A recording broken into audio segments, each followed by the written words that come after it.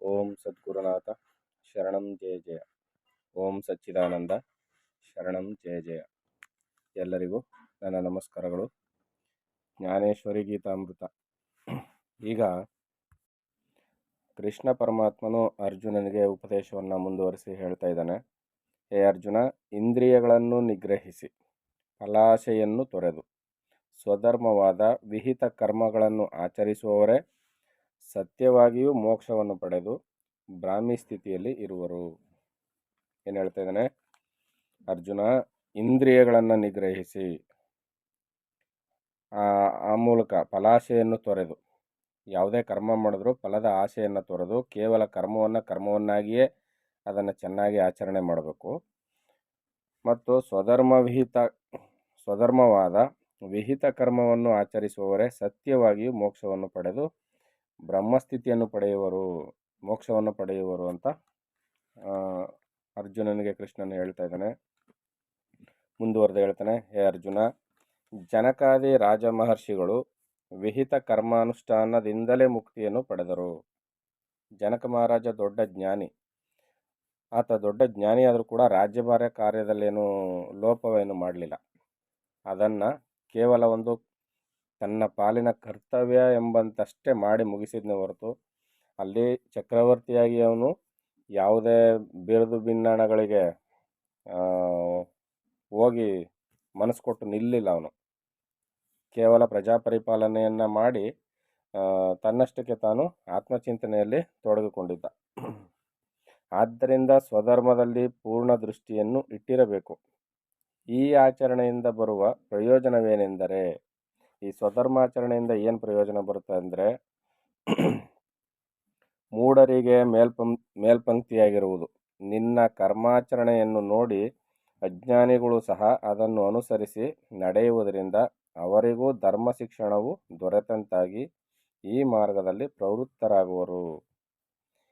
ಈಗ ತಿಳಿದಂಥವರು ದೊಡ್ಡವರು ಯಾವ ಒಂದು ಕರ್ಮಾಚರಣೆಯನ್ನು ಮಾಡ್ತಾರೋ, ಏನನ್ನು ಅನುಸರಿಸಿ ನಡೀತಾರೋ, ಅಜ್ಞಾನಿಗಳು ಮೂಢರಾಗಿದ್ದವರು ಕೂಡ ಏನು ಮಾಡ್ತಾರೆ, ದೊಡ್ಡ ಮನುಷ್ಯ ಈತನೇ ಇದನ್ನೇನೋ ಮಾಡ್ತಾ ಇದ್ದಾನೆ ಅಂದರೆ ಇದರಲ್ಲಿ ಏನೋ ಇದೆ ಅಂತ ತಿಳ್ಕೊಂಡು ಆ ಕರ್ಮಗಳನ್ನು ಇವರು ಅನುಸರಿಸಿ ನಡೆಯೋದಕ್ಕೆ ಪ್ರಯತ್ನ ಪಡ್ತಾರೆ. ಇದರಿಂದ ಏನಾಗುತ್ತೆ, ಅವರು ಕೂಡ ಧರ್ಮ ಮಾರ್ಗದಲ್ಲಿ ಪ್ರವೃತ್ತರಾಗುವುದಕ್ಕೆ ಸಹಕಾರಿಯಾಗುತ್ತೆ. ಇದರಿಂದ ಅವರ ದುಃಖಗಳೆಲ್ಲವೂ ತೊಲಗಿ ಬ್ರಹ್ಮಸ್ವರೂಪವನ್ನು ಪಡೆದು ಜಗತ್ತಿನಲ್ಲಿ ಕೃತಕೃತ್ಯರೆನಿಸುವರು. ಅದಕ್ಕೆ ಇಲ್ಲಿ ಹಳ್ಳಿಗಳ ಕಡೆ ಹೇಳ್ತಾ ಇದ್ರು, ಹೊಲಗಳನ್ನು ಉಳ್ಬೇಕಾದ್ರೆ ಮುಂದ್ಗಡೆ ಏರು, ಹೊಲವನ್ನು ಉಳ್ತಾರಲ್ಲ, ಅದು ಎತ್ತುಗಳನ್ನ ಕಟ್ಕೊಂಡು ನೇಗಿಲು ಇವೆಲ್ಲನೂ, ಅದಕ್ಕೆ ಏರು ಅಂತ ಕರೀತಾಯಿದ್ರು. ಮುಂದ್ಗಡೆ ಏರು ನೆಟ್ಟಗೆ ಹೋದರೆ ಹಿಂದ್ಗಡೆ ಏರು ಅವುಗಳನ್ನ ಫಾಲೋ ಮಾಡ್ತವೆ ಅಂತ. ಹಿರಿಯರು ಅನ್ಸ್ಕೊಂಡವರು, ದೊಡ್ಡವರು ಅನ್ಸ್ಕೊಂಡವರು ಯಾವ ಒಂದು ಮಾರ್ಗದಲ್ಲಿ ನಡೀತಾರೋ ಹಿಂದೆಗಡೆ ಇರೋರೆಲ್ಲ ಅನುಯಾಯಿಗಳೆಲ್ಲ ಅದನ್ನು ಫಾಲೋ ಮಾಡ್ತಾರೆ. ಅದಕ್ಕೆ ಇಲ್ಲಿ ದೊಡ್ಡವರ ನಡೆ ಮುಖ್ಯ, ದೊಡ್ಡವರು ಅನ್ಸ್ಕೊಂಡವ್ರ ನಡೆ ಮುಖ್ಯ. ಅವ್ರು ಹೆಂಗೆ ನಡೀತಾರೋ ಆ ಥರದಲ್ಲಿ ಅವರು ಇನ್ನು ಮಿಕ್ಕವರೆಲ್ಲ ಫಾಲೋ ಮಾಡ್ತಾರೆ. ಅದಕ್ಕೆ ಕೃತಕೃತ್ಯರು ಅನಿಸ್ಕೊಳ್ತಾರೆ. ಆದ್ದರಿಂದ ನಿಷ್ಕಾಮ ಕರ್ಮಾಚರಣೆ ಮಾಡತಕ್ಕವರೇ ಎಲ್ಲರನ್ನೂ ಲೋಕಸೇವಾ ಮಾರ್ಗದಲ್ಲಿ ಹಚ್ಚತಕ್ಕವರು. ದೊಡ್ಡವರು ಅನ್ಸ್ಕೊಂಡವರು ಯಾವುದೇ ಪ್ರತಿಫಲಾಪೇಕ್ಷೆ ಇಲ್ಲದೆ, ಮೋಸಗಾರಿಕೆ, ಸುಳ್ಳು ಇಲ್ಲದೆ, ವಂಚನೆಗಳಿಲ್ಲದೆ ನಿಷ್ಕಾಮ ಕರ್ಮವನ್ನು ಕೇವಲ ಲೋಕಸೇವಾ ಮಾರ್ಗದಲ್ಲಿ ತೊಡಗಿಸ್ಕೊಂಡ್ರೆ ಅವ್ರನ್ನ ಲೋಕಸೇವಕರು, ಲೋಕ ಕಲ್ಯಾಣಕ್ಕಾಗಿ ಬಂದವರು ಅಂತ ಅವ್ರನ್ನ ಕರೀತಾರೆ ಹೊರತು ಯಾರೋ ಒಂದು 4 ಜನಕ್ಕೆ ಅನ್ನದಾನ ಮಾಡಿಬಿಟ್ಟು ಹೆಸರು ಕೀರ್ತಿನ ಗಳಿಸುವವರೆಲ್ಲ ಲೋಕಸೇವಕರಾಗೋದಿಲ್ಲ. ಕಣ್ಣುಳ್ಳವನೇ ಕುರುಡನ ಕೈ ಹಿಡಿದು ನಡೆಸುವಂತೆ ಜ್ಞಾನಿಯಾದವನು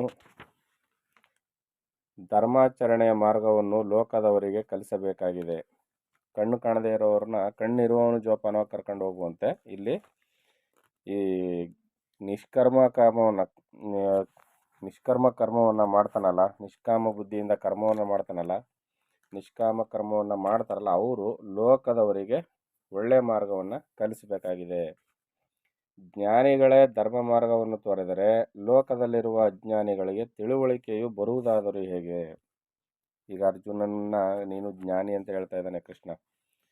ಏನು, ಅದು ಎಲ್ರಿಗೂ ಅನ್ವಯವಾಗುವಂತೆ. ಜ್ಞಾನಿಗಳೇ ಲೋಕದಲ್ಲಿರುವ ಅಜ್ಞಾನಿಗಳಿಗೆ ತಿಳುವಳಿಕೆಯನ್ನು ತೋರಿಸ್ಬೇಕಾಗಿರೋರು. ಆದ್ದರಿಂದ ಜ್ಞಾನ ಮಾರ್ಗವನ್ನು ತೊರೆದರೆ, ಯಾರು ಜ್ಞಾನಿಗಳೇ ಧರ್ಮ ಮಾರ್ಗವನ್ನು ತೊರೆದರೆ ಲೋಕದಲ್ಲಿರುವ ಅಜ್ಞಾನಿಗಳಿಗೆ ತಿಳುವಳಿಕೆಯು ಬರುವುದಾದರೂ ಹೇಗೆ? ಅಜ್ಞಾನಿಗಳಿಗೆ ಬೇರೆ ಉಪಾಯವು ದೊರೆಯದ್ದರಿಂದ ನೀನು ಹಿತ ಕರ್ಮೋಪಾಸನೆಯ ತತ್ವವನ್ನು ಕ್ರಮವಾಗಿ ಆಚರಿಸಬೇಕು. ಕಡ್ಡಾಯವಾಗಿ ಮಾಡಬೇಕು ಅರ್ಜುನ ನೀನು ಅಂತ ಕೃಷ್ಣ ಹೇಳ್ತಾ ಇದ್ದಾನೆ. ಶ್ರೇಷ್ಠರಾದವರು ಆಚರಿಸುವಂತಹ ಕರ್ಮವೇ ಲೋಕದವರಿಗೆ ಧರ್ಮವಾಗಿರುತ್ತದೆ. ಯಾರು ದೊಡ್ಡ ವ್ಯಕ್ತಿಗಳು, ಶ್ರೇಷ್ಠ ವ್ಯಕ್ತಿಗಳು ಅನ್ಸ್ಕೊಂಡಿರ್ತಾರೋ ಅವರುಗಳು ಯಾವ ಕರ್ಮವನ್ನು ಮಾಡ್ತಾರಲ್ಲ, ಯಾವ ಕೆಲಸವನ್ನು ಮಾಡ್ತಾರಲ್ಲ, ಅದು ಲೋಕದ ಜನರಿಗೆ ಅದೇ ಧರ್ಮ ಮಾರ್ಗವಾಗಿ ಪರಿವರ್ತನೆ ಆಗುತ್ತೆ. ಅದನ್ನು ಅನುಸರಿಸುವುದೇ ಲೋಕದವರಿಗೆಲ್ಲ ದೊಡ್ಡ ಧರ್ಮವಾಗಿರ್ತದೆ. ಅದರಿಂದ ಇಲ್ಲಿ ತಿಳಿದವರು ಮಾಡುವ ಕರ್ಮವೇ ಲೋಕದವರಿಗೆ ಧರ್ಮ ಮಾರ್ಗ. ಸಾಮಾನ್ಯರಾದವರು ಅವರ ಆಚರಣೆಯನ್ನೇ ಅನುಸರಿಸಿ ನಡೆಯುವರು.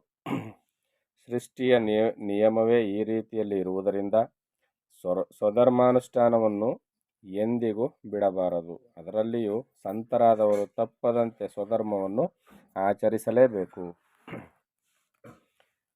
ಹೇ ಅರ್ಜುನ, ಮತ್ತೊಬ್ಬರ ಸಂಗತಿಯನ್ನು ಹೇಳುವುದೇಕೆ? ನಿನ್ನೆದುರಿನಲ್ಲಿ ಕಾಣಿಸುವ ಶ್ರೀಕೃಷ್ಣನಾದ ನಾನೇ ಸ್ವಧರ್ಮಾನುಷ್ಠಾನದಲ್ಲಿ ನಡೆಯುತ್ತಿರುವೆನು. ಅವ್ರಿವ್ರ ಮಾತೆಲ್ಲ ಯಾಕೆ ಅರ್ಜುನ? ನಾನೇ ನಿನ್ನೆದುರು ಕೂತಿರುವ ನಾನೇ, ಶ್ರೀಕೃಷ್ಣ ಅನಿಸ್ಕೊಂಡ ನಾನೇ ಸ್ವಧರ್ಮವನ್ನು ಇಲ್ಲಿವರೆಗೂ ಬಿಟ್ಟಿಲ್ಲ. ನನಗಿರುವ ಕಾರಣವೇನು? ನನಗೆ ಯಾವ ಕಾರಣವೂ ಇಲ್ಲ. ನನಗೆ ಕರ್ಮ ಮಾಡಬೇಕಾದ ಅವಶ್ಯಕತೆ ಇಲ್ಲ. ಆದರೆ ನಾನು ಕರ್ಮವನ್ನು ಮಾಡ್ತಾಯಿದ್ದೀನಿ.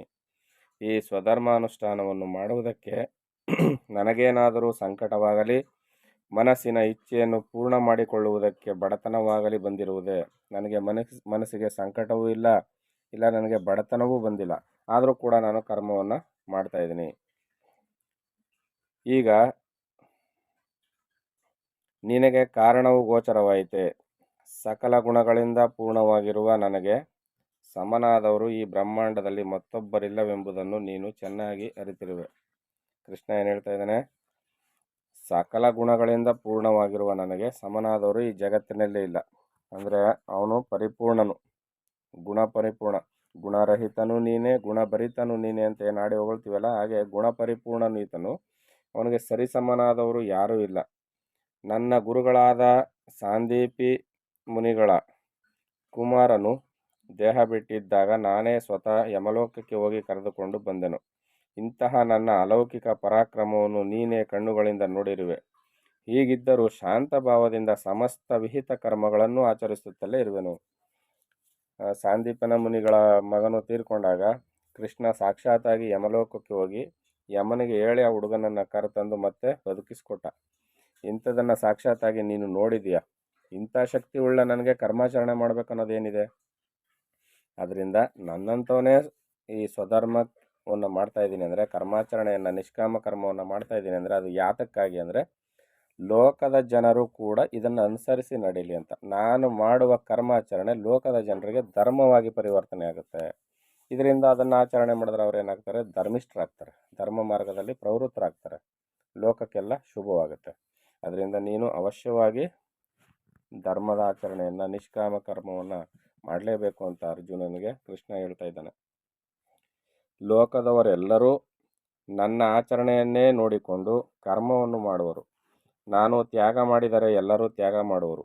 ನಾನು ಎಲ್ಲರಂತೆ ಕರ್ಮವನ್ನು ಆಚರಿಸದೆ ಲೋಕ ಸಂಗ್ರಹಾರ್ಥವಾಗಿ ಮಾಡುವೆನು. ನಾನು ಎಲ್ಲರಂಗೆ ಕರ್ಮ ಮಾಡೋದಿಲ್ಲ, ಲೋಕಕ್ಕೆ ಉಪಯೋಗ ಆಗುವಂತೆ ಕರ್ಮವನ್ನು ಮಾಡ್ತೀನಿ. ಪೂರ್ಣತ್ವವನ್ನು ಪಡೆದಿರುವ ನಾನೇ ಕರ್ಮಾಚರಣೆಯನ್ನು ಮಾಡದಿದ್ದರೆ ಈ ಪ್ರಜೆಗಳನ್ನು ದಾಟಿಸುವುದಾದರೂ ಹೇಗೆ? ವಾಸ್ತವ ಸ್ಥಿತಿಯನ್ನು ನೋಡಿದರೆ ಲೋಕದವರು ನನ್ನ ಮಾರ್ಗವನ್ನೇ ಅನುಸರಿಸುವುದರಿಂದ ನಾನು ಧರ್ಮಕ್ಕೆ ಲೋಪ ಮಾಡಬಹುದೇ? ಲೋಕದವರೆಲ್ಲ ನನ್ನನ್ನು ಅನುಸರಿಸಿ ನಡೀತಾ ಇದ್ದಾರೆ, ಕೃಷ್ಣನು ಧರ್ಮ ಮಾರ್ಗಿಯಾಗಿ ನಡೀತಾ ಇದ್ದಾನೆ ಅಂತ. ನಾನು ದೊಡ್ಡವನು ಅನ್ಸ್ಕೊಂಡು ನಾನೇ ಧರ್ಮ ಮಾರ್ಗವನ್ನು ತಪ್ಪಿ ನಡೆದರೆ ಅದು ಶ್ರೇಯಸ್ಸಾಗುತ್ತಾ? ಲೋಕದವರಿಗೆ ನಾನು ತಪ್ಪು ಸಂದೇಶವನ್ನು ಕೊಟ್ಟಂತಾಗುತ್ತೆ. ನಾನು ಧರ್ಮವನ್ನು ಆಚರಿಸದೆ ಹೀನ ಕರ್ಮದಲ್ಲಿ ಮಗ್ನನಾದರೆ ಜನರನ್ನೆಲ್ಲ ಅಡ್ಡದಾರಿಗೆ ಎಳೆದಂತಾಗುವುದು. ಆದ್ದರಿಂದ ಲೋಕದಲ್ಲಿ ಜ್ಞಾನಿಗಳಾದವರು, ಧರ್ಮ ಸಂಪನ್ನರು ಕರ್ಮವನ್ನು ತ್ಯಾಗ ಮಾಡಬಾರದು. ಈಗ ನೀನು ಕೂತ್ಕೊಂಡಿದೆಯಲ್ಲ ಅಳ್ತಾ, ಆ ಥರ ಏನಾದರೂ ತಿಳಿದವರು, ಜ್ಞಾನಿಗಳು ಅನ್ಸ್ಕೊಂಡವರು ಧರ್ಮವನ್ನು ಆಚರಣೆ ಮಾಡದೆ, ಸ್ವಧರ್ಮವನ್ನು ಆಚರಣೆ ಮಾಡದೆ ಕರ್ಮವನ್ನು ಮಾಡದೆ, ನಿಷ್ಕಾಮ ಕರ್ಮವನ್ನು ಮಾಡದೆ ಕೇವಲ ಅಡ್ಡದಾರಿಗೆ ಹೋದರೆ ಲೋಕದ ಜನಗಳಿಗೂ ಕೂಡ ತಪ್ಪು ಸಂದೇಶ ಹೋಗುತ್ತೆ. ಆಗ ಜನಗಳೆಲ್ಲ ಹಾಳಾಗ್ತಾರೆ. ಆಗ ಅಧರ್ಮ ಯಾರಿಂದ ಬರುತ್ತೆ?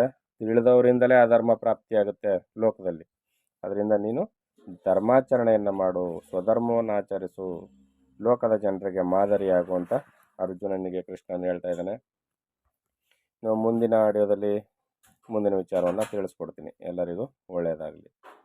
ಓಂ ಸದ್ಗುರುನಾಥ ಶರಣಂ ಜಯ ಜಯ. ಓಂ ಸಚ್ಚಿದಾನಂದ ಶರಣಂ ಜಯ ಜಯ. ಹರಿ ಓಂ ತತ್ಸತ್. ಹರಿ ಓಂ ತತ್ಸತ್. ಹರಿ ಓಂ ತತ್ಸತ್.